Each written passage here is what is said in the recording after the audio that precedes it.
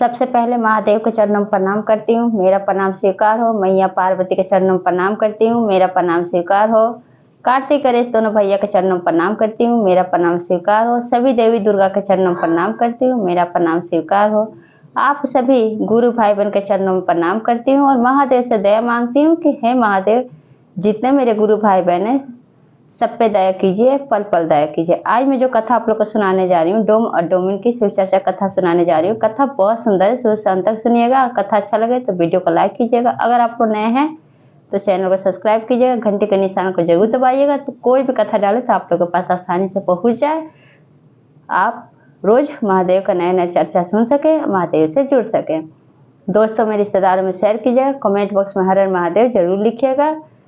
भगवान का नाम बोलने से, लिखने सुनने से सारी कष्ट, सारी परेशानियां दूर होती है। और गुरु भाई बहन, आप लोग से हाथ जोड़ के विनती करती हूँ कि आप वीडियो को ज़्यादा से ज़्यादा लाइक कीजिए। इससे ये होता है कि जो महादेव के भक्त होते हैं, शिव शिष्य हैं, उनके पास आसानी से पहुँचता है। तो आप लोग ज़्यादा से ज़्यादा लाइक किया कीजिए। तो चलिए ज़्यादा बात नहीं करते हुए कथा शुरू करती हूँ।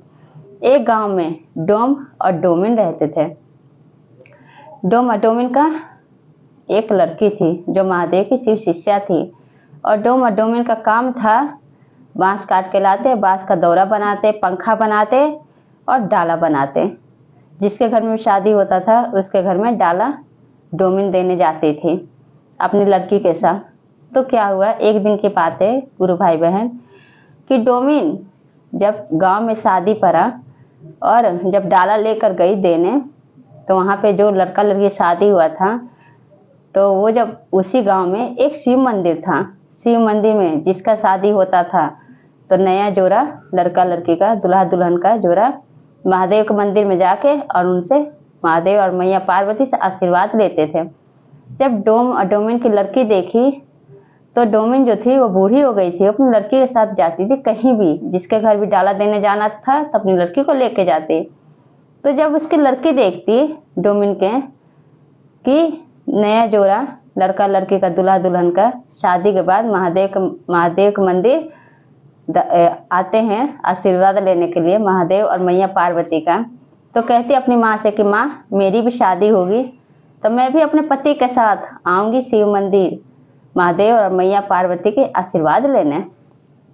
तब कहती है डोमिन अपनी लड़की से कि बेटा, ऐसा बात बोलना हमारे लिए पाप है। जानती नहीं हो कि हम लोग छोटे कास्ट हैं, हम डोम डोमिन हैं, हम लोग को मंदिर में घुसना भी वर्जित है। और जानती हो कि हम लोग चौखट पे तो पैर ही नहीं रख सकते हैं। ऐसा डोमिन जो थी अपनी लड़की से कह रही थी। तब डोमिन कहती है, डोमिन की जो लड़की है, तो अपनी माँ से पूछती है कि माँ, आप ये बताओ कि हम लोग डोम डोमिन हैं और गांव में छोटे बड़े जिसके भी शादी होता है, बिना हमारे घर के डाला का उनके घर में शादी नहीं होता है। ऐसा क्यों, हम मंदिर में नहीं जा सकते? भगवान का तो बनाया ये दुनिया है, दुनिया तो ये पूरा दुनिया तो भगवान महादेव ही बनाए हैं। फिर ऐसा क्यों, जब भगवान भेदभाव नहीं करते हैं तो इंसान यहाँ पे क्यों भेदभाव करता है? माँ के कोख से तो सब पैदा लेते हैं, लेकिन यहाँ पे सब अपने अपने जात में छाट लेते हैं। ऐसा क्यों माँ?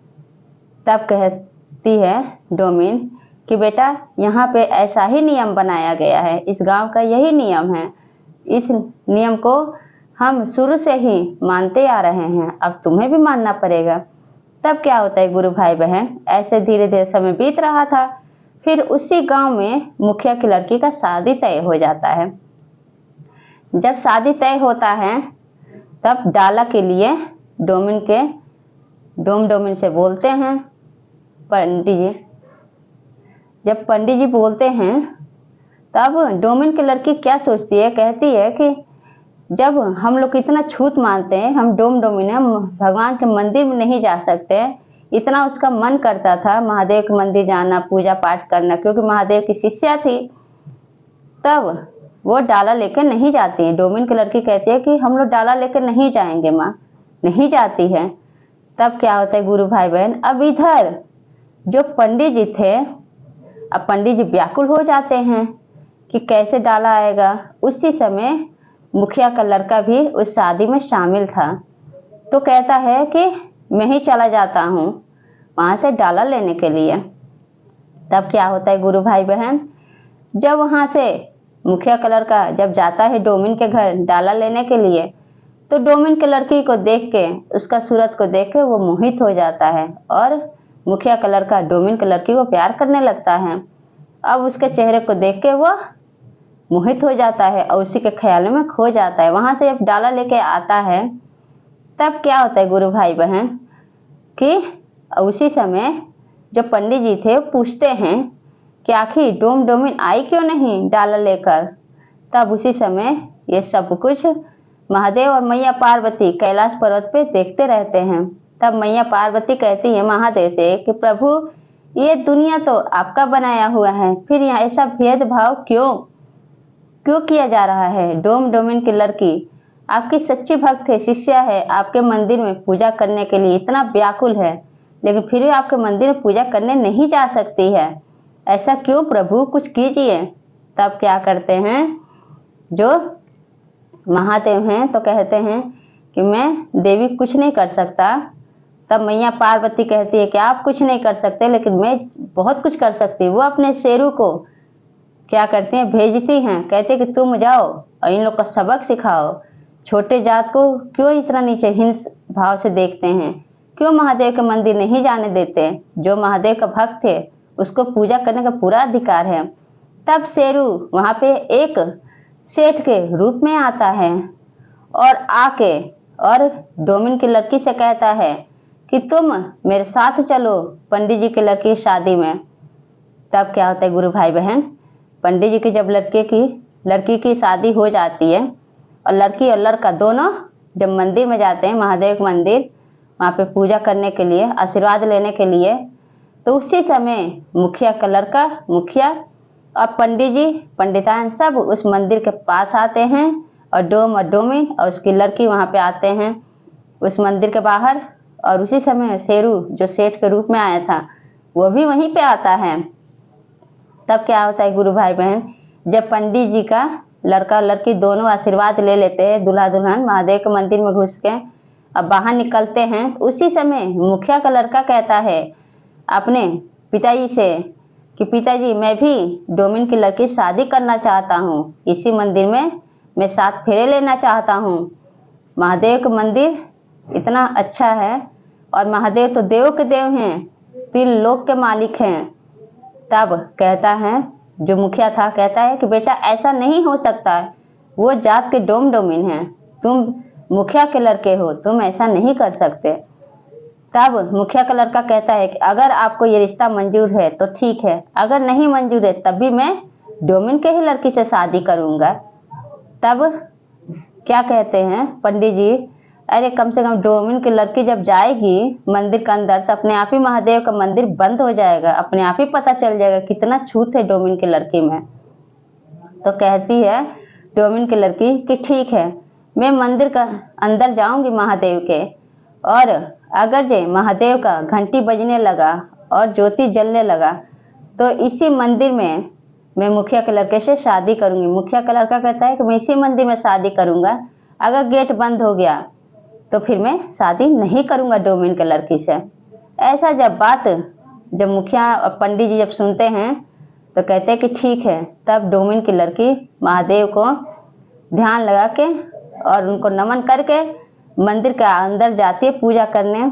जो घंटी एकदम चुपचाप लगा हुआ था वो घंटी अपने आप बजने लगा, जो दिया जल भी नहीं रहा था वो अपने आप दिया जलने लगा। तब क्या होता है गुरु भाई बहन, जब वहां पे सब लोग देखते हैं मुखिया पंडित जी डोमिन, तब उसी समय कहता है मुखिया का लड़का कि देखिए पिताजी, हम दोनों के जोड़े को आशीर्वाद स्वयं महादेव मैया पार्वती दे दिए हैं, हम दोनों को आप अलग नहीं कर सकते। उसी समय मुखिया के लड़का और डोमिन की लड़की शादी हो जाता है और वहीं पर आशीर्वाद महादेव का लेके उसी समय महादेव और मैया पार्वती अपने पूरे परिवार के साथ उसी गांव में दर्शन, उसी मंदिर में आते हैं और सबको दर्शन देते हैं। अब मुखिया पंडित जी पंडिताएं डोमिन सब महादेव के पैर में गिर के, और जो मुखिया जी से गलती हुआ था पंडित जी से, तो माफ़ी मांगने लगते हैं। और डोमिन कहते हैं हम धन्य हो गए प्रभु, आप हमारे जैसे छोटे जात को आप दर्शन दिए, हम धन्य हो गए। तब कहते हैं महादेव मैया पार्वती, हम तुम लोग को दर्शन देंगे क्यों नहीं, आखिर मेरा शिव शिष्य तुम्हारी लड़की जो है। तब आशीर्वाद देते हैं नए जोड़े को, मुखिया के लड़के को और डोमिन की लड़की को। दोनों हंसी खुशी अपने घर चले जाते हैं। मैया पार्वती महादेव उसी मंदिर में अपना विराजमान हो जाते हैं, मूर्ति के अंदर चले जाते हैं। तो इसलिए गुरु भाई बहन, जो दुनिया जो सृष्टि महादेव बनाए हैं, वो जब खुद छोटे जात को छोटा नहीं समझते हैं, मंदिर में सब छोटे बड़े सब जाते हैं पूजा करने। जब भगवान भेदभाव नहीं रखे हैं तो हम आप भेदभाव रखने वाले होते कौन हैं। तो ये चर्चा आप लोग को कैसा लगा कमेंट बॉक्स में जरूर बताइए और सब बोलिए हर हर महादेव, मैया पार्वती की जय।